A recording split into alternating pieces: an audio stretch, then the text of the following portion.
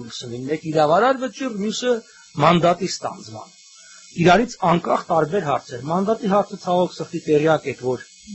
մերժվեց ամերիկյան սենատի կողմից 20 թվականի հունիսի 1-ին, բայց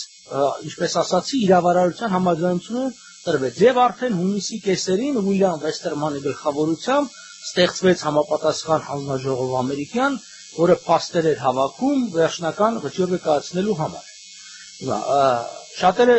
Ուիլսոնին մեղադրում են, որ նա վճիռը արագ չկայացրեց, բայց դա իրավական տեսակետից արդարացված էր, ասեմ ինչու։ Քանի որ այդ հայցադիմի տակ դեռևս չկար Օսմանյան կայսրության համաձայնությունը, հետևաբար, եթե վճիռը կայացվեր մինչև Սևրի պայմանագրի ստորագրումը, Թուրքիան այսօր կարող էր ասել, որ դա որոշել են այլ երկրներ եւ իմ համաձայնությունը չկա։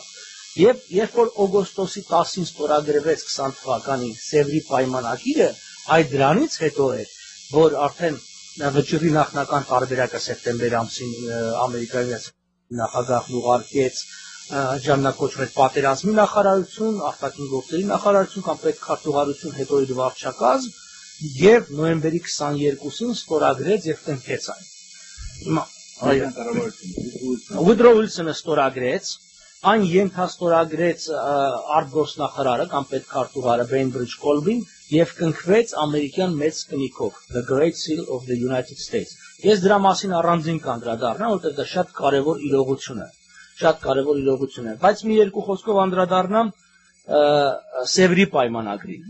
որտեղ շփոթությունը նորից հետեւյալն է, շատերին թվում է, որ Սևրի պայմանագրով է որոշվել հայ-թուրքական սահմանը, այդպես չէ։ Սևրի պայմանագրի 89-րդ հոդվածը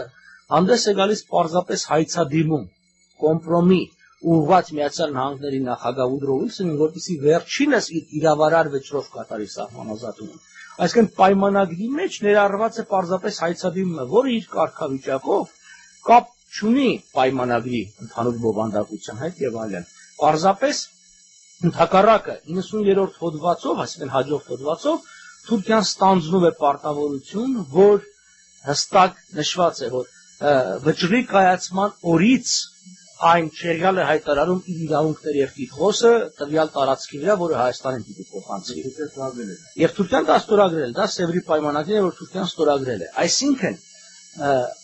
իրավունքների հաստատումը հայ ժողովրդի տարածքային առումով չի խարսխվում պայմանագրի վրա եւ չի դրված կապի մեջ պայմանագրի ուժի մեջ մտնելու օրից, այլ այն դրված է կապի մեջ եւ բխում է վճռի կայացման օրից, այսինքն նոյեմբերի 22-ն է ելակետը։ Եվ կապ չունի, ասեմ, Սևրի պայմանագրի վավերացված կամ չվավերացված լինելով, որտեղ անկախ այն բանից պայմանագրի վավերացված է թե ոչ, իրավարար վճիռը ուժի մեջ է, որտեղ այն խարսխված է, արդեն ասած, ապրիլի 26-ի նոտայի եւ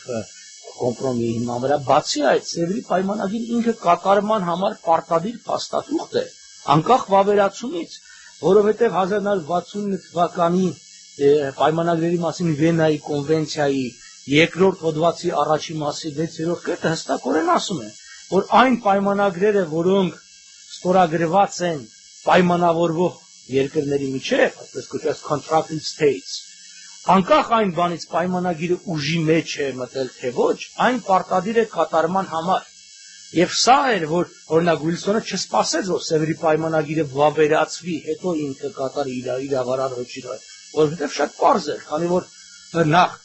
վավերացման կարիք չուներ կոմպրոմին հայցադիմը, երկրորդը Սևրի պայմանագիրը կատարման համար պարտադիր փաստաթուղթ էր, քանի որ նա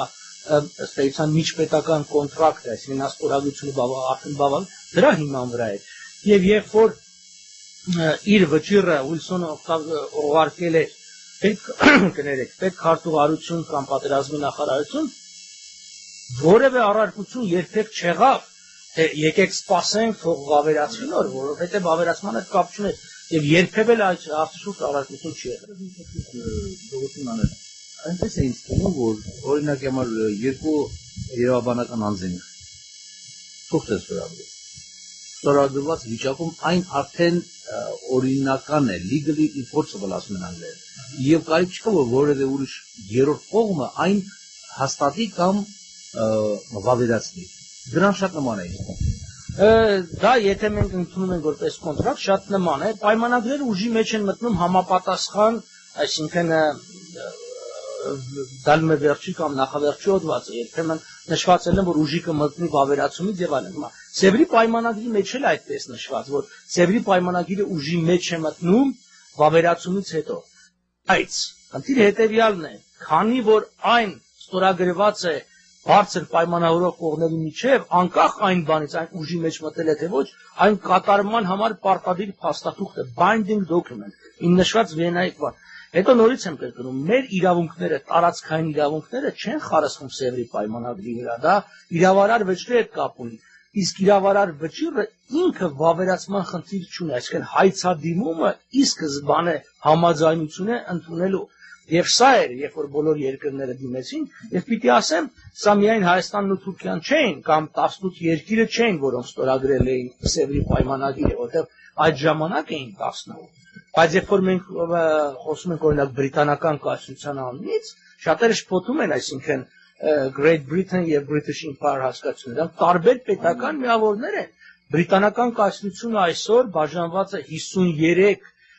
երկրների, որոնք մտնում են համադաշնության Commonwealth-ի մեջ, որոնք իրավահաջորդ են այդ պարտավորության, ոչ միայն իրավունքների։ Նույն ձև, երբ որ մենք խոսում ենք Ֆրանսիայի մասին, որ Ֆրանսիան ստորագրեց, դա Ֆրանսիայի երրորդ հանրապետությունն էր։ Այսինքն նա իր մեջ ընդգրկում էր նաև այսօրվա հյուսիսաֆրիկյան շատ երկրներ, որոնք իր գաղութներն են կամ Արևմտյան Աֆրիկայի, որոնք ըստ միջազգային իրավունքի իրենց արտաքին քաղաքականության իրականացումը բնականաբար փոխանցել էին մայր երկրին եւ նրանք էլ իրավահաջորդն էին։